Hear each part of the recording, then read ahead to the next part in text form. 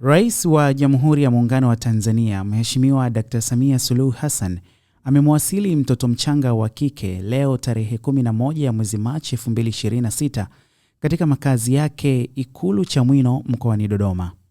Mtoto huyo aliyepewa jina la Grace Samia Suluhu Hassan alitelekezwa mjini Nzega mkoani Tabora na amekabidhiwa kwa Rais Dr. Samia na mkuu wa wilaya ya Nzega, Mheshimiwa Naitapwaki Tukai. Akizungumza wakati wa kumkabidhi mtoto huyo, mkuu wa wilaya Tukai alisema mtoto huyo aliokotwa tarehe 17 ya mwezi Januari mwaka huu akiwa ametelekezwa katika eneo la jirani na nyumba ya wageni ya Kasulu, Nzega mjini. Rais Dr. Samia amemkaribisha mtoto huyo katika familia yake na kuahidi kumpatia malezi, ulinzi na huduma zote muhimu ili akue katika mazingira salama na yenye upendo.